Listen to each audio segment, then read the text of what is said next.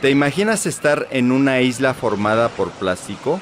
Que al caminar sobre la arena lo único que puedas encontrar a tu paso sea un sinfín de residuos de este material? Pues parece que para el Pacífico Norte esa es una cruel realidad. Que tenemos el mar lleno de plásticos no es algo nuevo.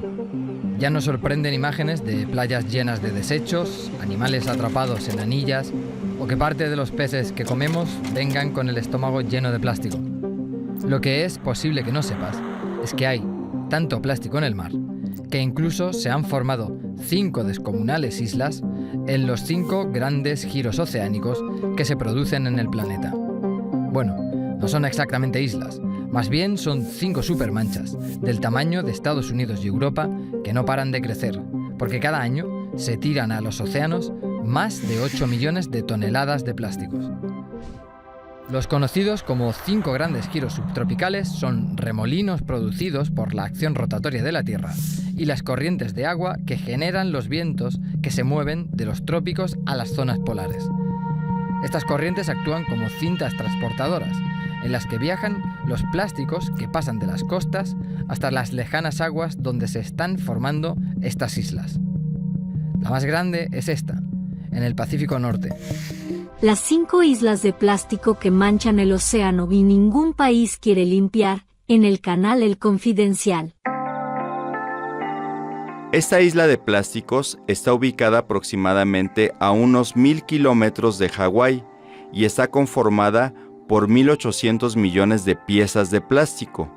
Pesa unas 80,000 toneladas y mide aproximadamente 1.6 millones de kilómetros cuadrados, 3 veces el tamaño de Francia.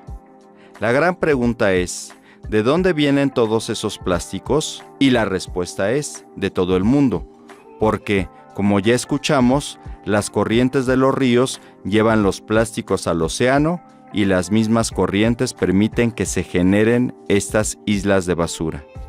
Evidentemente, no queremos vivir de esta manera, en la que los plásticos estén invadiendo cada espacio, al grado de conformar una isla por completo. Pero por desgracia es la realidad y nos está sobrepasando, por lo que debemos buscar medidas que nos ayuden a utilizar menos plástico. Una buena opción es el recurso de los materiales con un origen biológico. Por eso, nuestro tema es la promesa de los bioplásticos. Mi nombre es Omar Rojas García, soy biólogo de profesión e investigador y seré su anfitrión en este 9º episodio de la 2ª temporada de Verde será. Alternativas para un mañana hoy. Como lo mencionábamos, el peligro del exceso de plástico se hace cada vez más preocupante, pues no solo está colapsando las islas. Este material casi indestructible está presente a todo nuestro alrededor. Ante este panorama desesperanzador, escuchar acerca de una alternativa de nuevos materiales o biomateriales para sustituir a los plásticos es una buena noticia, de la que nos va a hablar hoy el doctor Víctor Gerardo Ibarra, que en nuestro episodio anterior nos contó todo sobre los microplásticos. Pues ya lo habíamos comentado anteriormente, el problema con los plásticos que tenemos en la actualidad viene de lo buenos que son los plásticos. Nos han ayudado mucho, pero pues ya después no sabemos qué hacer con ellos, ¿verdad? Y estos acaban pues en vertederos, tiraderos, y es así como llegan en algún momento al mar, cuando ya de ahí van flotando y en algún momento llegan a esa isla, ¿verdad? Por lo que los denominados bioplásticos, es decir, que cuentan con un origen orgánico, son una buena opción para reemplazar los derivados del petróleo. Pero, ¿qué tan nuevos son estos materiales? Los bioplásticos no son nuevos, llevan mucho tiempo con nosotros. De hecho, los primeros carros, algunas de sus partes eran de bioplásticos, porque todavía no se había desarrollado como estamos ahora la industria química. La química orgánica apenas empezaba a surgir y pues era más fácil encontrar un plástico de la naturaleza que uno sintético. Cuando llega el boom de la extracción petrolera y empezamos a encontrar muchos compuestos útiles en el petróleo, fue cuando empezaron a nacer esta gran cantidad de plásticos. Víctor nos explica la razón por la que este tipo de material natural se quedó un tanto atrás en la historia. Los bioplásticos se quedaron atrás porque pues era más abundante la materia prima para hacer los sintéticos que la biológica. Un bioplástico pues requiere un sustrato, digamos, comestible, que se lo coma algún microorganismo, algún ser vivo, ¿no? Y eso toma más tiempo. Entonces lo que hizo que se quedaran atrás los biomateriales era la gran facilidad que tenían los sintéticos, o más bien su mayor dificultad de producción con respecto a los sintéticos. Pero ya existían.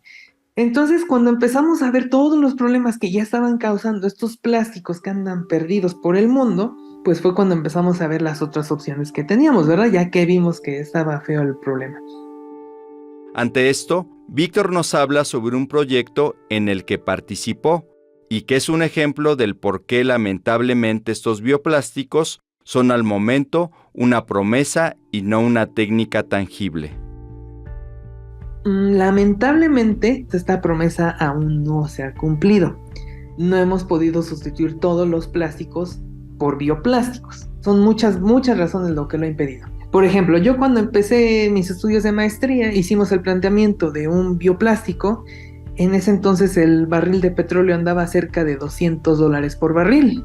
Y entonces pues era un costo ya alto el petróleo, y pues en México estábamos felices, ¿verdad? Porque pues vendemos petróleo y llegaba mucho dinero a México. Desafortunadamente, al paso del tiempo, los resultados cambiaron. Ya cuando yo iba a la mitad de la maestría y íbamos a la mitad del proyecto, el petróleo bajó muchísimo. Y entonces ya nuestros bioplásticos no eran competitivos con respecto a los sintéticos, porque su costo ya estaba muy alejado. Antes no estaba tan alejado, ahora que bajó el petróleo, sí. Mientras que el petróleo tenga precios bajos, va a costar trabajo generar bioplásticos. Es entendible que estos materiales aún tengan mucho camino por recorrer para ser usados, pues el aspecto económico es lo esencial para ser producidos y distribuidos. Además de que nos menciona que estéticamente no sería sencillo distinguir entre plásticos y bioplásticos, lo que no los haría originales en el mercado para su venta. Hay plásticos que, dependiendo su procesamiento y su manejo, van cambiando de textura, van cambiando de peso, van cambiando de sus propiedades, y aunque químicamente son el mismo, ya físicamente los ves de manera diferente. De entrada no hay una forma así de nada más por ver el material, y si no los conoces, este es sintético y este es de origen biológico. No hay forma. Ya cuando trabajas con ellos, bueno, los empiezas a ver y te acostumbras y dices, este es uno biológico, ¿no? Porque ya los conocemos. Realmente no son tantos, son poquitos los que hay biológicos, en comparación de los que hay sintéticos, ¿no? Escuchando a nuestro especialista, me surge una duda. ¿Para qué se utilizan los plásticos y para qué los bioplásticos? Pues ahorita tampoco hay mucha diferencia, porque realmente lo que estamos haciendo es sustituir los plásticos sintéticos con bioplásticos. Entonces ahorita, pues por uso tampoco los podríamos distinguir. Tendrían que decirte, mira, este es hecho con bioplástico, como las bolsas que ahora te dan en algunos lugares, ¿no? Que dice, soy biodegradable, bueno, soy de bioplásticos, fui alguna vez algo. Ese tipo de anuncios, porque si no, algunos bioplásticos no los podrías distinguir del plástico sintético. Al inicio de este episodio, hablamos sobre esa isla cercana a Hawái, que está hecha prácticamente de plástico, y escuchamos la nota del Confidencial que mencionaba 5 islas. Otros sitios de investigación ubican 6, 7, 8 y más islas plásticas alrededor del mundo. Ante tantas estimaciones, preguntamos a Víctor qué opina al respecto. Bueno, lamentablemente no nada más hay islas. Y eso al menos no lo vemos. No necesitamos ir muy lejos. En cualquier lugar de México sales un poco de las ciudades y ya que ves los tiraderos, ahí hay plásticos. Hace poco iba yo caminando y dije, bueno, a ver, si me encuentro un terreno baldío, una calle donde no haya al menos algo de plástico tirado. Salí a un lugar alejado de la ciudad, no encontré, en el camino iba yo caminando, un lugar donde no había al menos una envolturita ahí tirada. Ya los plásticos están por todos lados. Hace poco salió un reportaje que decía que ya empezó el antropoceno, ¿no? Y tal vez sí sea cierto, porque pues ya no puedes encontrar ni en el bosque un lugar donde no encuentres un cachito de plástico, ¿no? Ya no podemos encontrar áreas libres de plástico. Esto es preocupante, pues la contaminación por plásticos inicia desde su producción. Pero durante la producción del plástico, pueden haber emisiones contaminantes. Si no se le da el manejo adecuado a los precursores, pues se pueden tirar y contaminas el suelo. Si no se le da un buen manejo después de la producción, se pueden tirar al agua y pues ahí hay otra contaminación en el aire. E incluso, dentro del gran desperdicio de plásticos, los incendios son algo que considerar. Sí, aquí hace poco en mi ciudad hubo un incendio muy grande de un tiradero. Pues olía muy feo la ciudad, es un problema apagar el incendio de un tiradero, ¿verdad? Pues todos los plásticos se van a quemar. Hay muchos problemas alrededor de los plásticos. Regresando a los bioplásticos, Víctor nos dice: un bioplástico en teoría no tiene la huella ambiental o un impacto ambiental tan alto en su producción como el de los plásticos sintéticos. Para empezar, no tenemos que hacer hoyos para sacar petróleo. Ya esa es una gran ventaja. En segundo lugar, digamos, los que yo he manejado se producen por medio de bacterias que no son nocivas para el ser humano. Entonces, pues si hubiera, dijéramos, un problema en la planta y se escapan, pues sí, una contaminación al exterior con esas bacterias, pues no va a haber una gran enfermedad, ¿verdad? A diferencia de que si ahorita hay un vertido de sustancias químicas, ahí sí ya pueden haber problemas, ¿verdad? Incluso ácidos, es inmediato el problema. Sobre la degradación de estos materiales, menciona lo siguiente: no se degradan de la noche a la mañana. Hace tiempo algunas cadenas de venta de café estaban dando ya envases biodegradables. El detalle es que tú no puedes llegar a aventarlo ahí a un jardín, algo, y ya mañana no va a estar. No, va a tomar tiempo en degradarse. Imaginemos esto. Sustituimos el plástico de los envases de yogur por bioplásticos. En un yogurt hay muchos microorganismos. Si esos microorganismos pudieran degradar el bioplástico, tendremos muchos problemas en el almacenado de los plásticos. Entonces ahí hay ese detalle que tenemos que ver. A ver, ¿dónde los podemos aplicar y dónde no? ¿Cómo es este proceso de degradación? No es que yo los ponga ahí, les ponga agua y ya solitos se degradan. Hay que procesarlos todavía para que se degraden. Hay unos que se llaman compostables que requieren ser consumidos por algún organismo para que se puedan degradar. Sobre los que no necesitan de estos organismos para ser degradados, nos habla de un ejemplo referente a los productos que tenemos en la despensa. Porque si tú quieres un plástico que se degrade en 3 días, no lo vas a poder ocupar después de 3 días. Va una con otra. Si tú quieres un bioplástico que se degrade de volada, pues macetas no se van a poder ocupar. Envases para alimentos tampoco se van a ocupar porque, digamos, unas galletas que te duren 1 mes de vida de aquel y tu bioplástico se degrada en 2 semanas, ya no nos va a servir. Esos son los problemas que han impedido que los bioplásticos se ocupen ya. Sin embargo, en el área médica podrían tener un futuro. Son insustituibles y tienen su mayor potencial en sistemas biológicos. Si yo te suturo con una, valga la redundancia, sutura que es biodegradable, tú ya no regresas al hospital para que te las quiten, los puntos de la sutura. Eso tiene muchas ventajas porque, uno, el hospital ya tiene menos gente. Tú no tienes que irte a exponer otra vez a un lugar donde hay muchos microorganismos y a lo mejor te enfermas. O gente que ya no se puede mover porque la recuperación sigue, todavía tienes que estar en cama, pero en tu casa, pues ya no tuviste que desplazarte hasta el hospital, ¿no? Eso es una gran ventaja. Ahí son insustituibles y sus beneficios son superiores en cualquier modo. Pero, fuera del ámbito médico, ¿dónde está su uso? Pues en los envases, embalajes. Tú vas a la tienda, compras una botella de agua, a lo mejor si tienes mucha sed la bebes en menos de 1 minuto. Y después de ese minuto, esa botella ya es un problema, porque si no se le da un buen manejo, va a acabar contaminando. Y si multiplicamos esos por miles, más bien millones de botellas que se producen y utilizan cada día, cada mes, cada año, pues ahí está el problema. Ahí es donde nos pueden ayudar los bioplásticos para sustituir esos plásticos cuyo uso es desproporcionadamente mayor que su tiempo de degradación.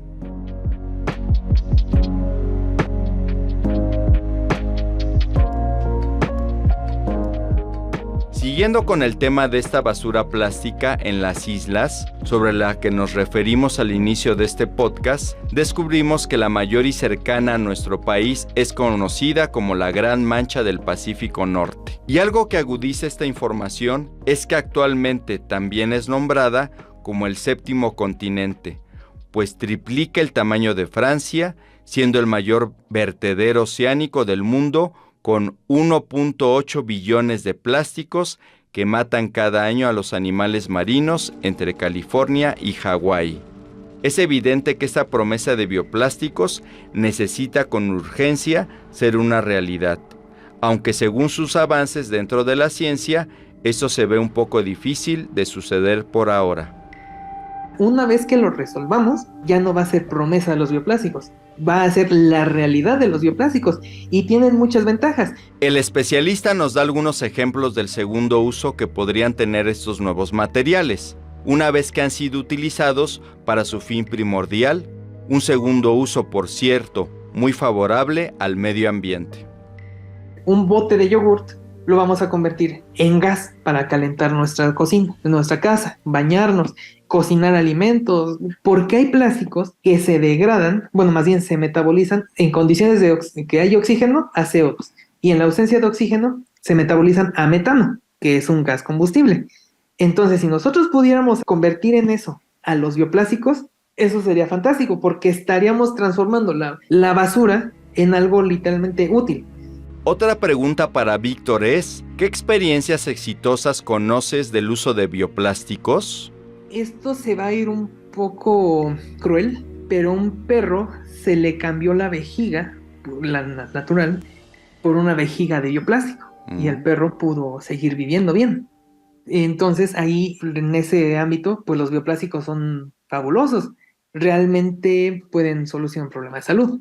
Hay unos bioplásticos que se ocupan para las plaquitas, para fijar huesos. Alguien que se haya roto un hueso sabe que le van a poner tornillos y clavos para mantener fijo el hueso. Hay unas de estas plaquitas que se hacen con bioplásticos que son bioabsorbibles y entonces llegan las células del cuerpo y los consumen. Pero mientras ya permitieron que el hueso se recupere. Y entonces ya la persona pues olvida de que traía algo ahí. A diferencia de ahorita alguien que le pongan un metal, hay gente que se les deja ahí el metal. Entonces pues ahí hay un problema, ¿no? Hay metales que permiten la generación de huesos sobre ellos y otros que no. Hay que retirarlos, ¿no? Entonces algunos ya se podrían dejar ahí, el cuerpo los va a metabolizar y la persona se olvida de ellos. Y ya sin ningún problema. Otra pregunta para Víctor es, ¿qué opina respecto a reducir el uso de plásticos? Como humanidad estamos generando una gran cantidad de residuos, que a pesar de que se pueden reciclar, no se reciclan. Aquí el punto es de que los hemos ocupado en cosas, o sea, son muy variadas. O sea, yo creo que es la cosa que, el material que más se ocupa. Porque digamos, la madera tiene muchas, pero pues nada, sabes dónde están, ¿no? Pero el plástico entra donde había madera, entra donde habían metales, entra donde había piedra, donde se aplicaba piedra más bien, se ocupan ahora plásticos. Donde se aplicaba madera, ahora aplicamos plástico. Entonces, pues son miles de aplicaciones, Claro. ¿no? Víctor nos señala además que el plástico no tiene un proceso de metabolización que ayude a las especies, lo que engrandece la amenaza contra la biodiversidad marina. Todo lo que nosotros generamos biológicamente es aprovechado por alguien más. El detalle de los plásticos es que se rompe esa cadena. Al menos el poliestireno, pues a lo mejor los microorganismos del estómago e intestino de los tenebrios y las zoofobias, pues lo pueden ocupar, ¿verdad? Ya hay alguien que lo ocupe. Hay un grupo, creo que era de Francia, encontró, por lo que recuerdo, era en una pila de hojas, abajo de las hojas, unos microorganismos que degradan otro tipo de plástico. Entonces ahí ya empieza a haber otros que lo ocupan, pero no son tantas. Y ni lo hacen tan rápido, pero en su mayoría el plástico llega, se ocupa y hasta ahí llegó, ya no se vuelve a metabolizar para alguien más. Y es ahí donde entran los bioplásticos, o sea, ese es el gran potencial que tienen los bioplásticos, que una vez que se generan, alguien más los puede volver a utilizar. Entonces el mensaje es, además de reducir, debemos también aprender a reciclar y a reutilizar. Sí. Tu plástico que ahorita lo ocupas en un cinturón, que hay cinturones de plástico, ¿no? Un cinturón. Y ya se rompió, ya está feo, ya no te gusta, pues lo pudieras reciclar para hacer, a lo mejor ya no un cinturón porque ya no va a estar bonito. Yeah. Pero la estructura de algún aparato que no se va a ver, pero que sigue estando ahí el plástico, pues no había ningún problema, ¿no? Realmente no tendrías que ahora gastar resina nueva para hacer el plástico de ese aparato. El especialista nos deja una reflexión final acerca de la promesa de los bioplásticos y los grandes retos que tenemos. si vas a comprar algo de plástico, ¿realmente lo necesitas? Si no, mejor no lo compres. Porque si no vas a tener basura que realmente ni siquiera sirvió. Es como cuando desperdiciamos comida. No nada más tiramos la comida. A lo mejor era un animal que vivió y dio su vida para acabar en un bote de basura. Es algo triste, ¿no? Cuando tiramos comida hacemos eso.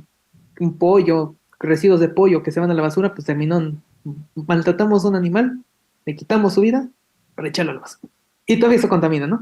Entonces, pues es algo muy cruel. Sería hasta antiético, ¿no? Quitarle la vida a un ser para eso. Pues algo así pasa con los plásticos. Si lo vas a hacer, vas a ocuparlo, lo vas a comprar, se necesita, bueno, pues que se ocupe, ¿no?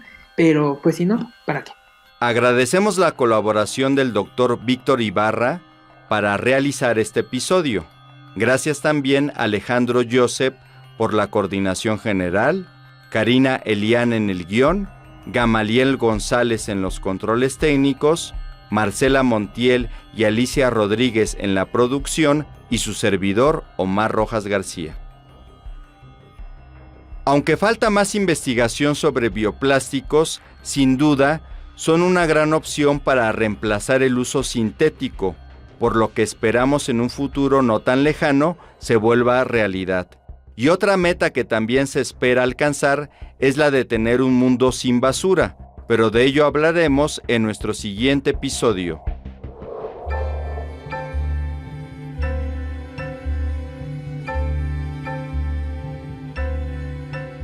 Debemos asumirnos como generadores de residuos. Por fortuna, hay personas que se encargan justo de ese trabajo. Pero nosotros, los que generamos residuos, debemos hacer nuestra parte, separarlos. A esconderse que ahí viene la basura. A esconderse que ahí viene la basura. Pero también hay otro elemento que debemos estudiar, el término basura cero. Claudia nos explica exactamente qué significa basura cero.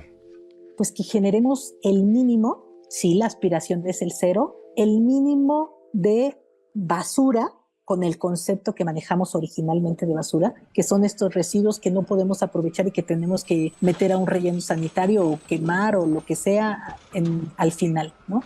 Lo estamos viendo, cómo hacemos el mínimo de basura que tenga que tener este tratamiento y más bien lo convertimos en materia prima aprovechable en otros procesos. Llámese compostaje, llámese biodigestión, llámese reciclaje, llámese reutilización, etc. Ese es el concepto de basura cero. De este tema hablaremos en el siguiente episodio. No se lo pierdan. Verde será. Alternativas para un mañana hoy. Esta fue una producción de la Universidad Abierta y a Distancia de México, desarrollada por colaboración remunerada de Grupo IMER. Derechos reservados, Universidad Abierta y a Distancia de México. Secretaría de Educación Pública.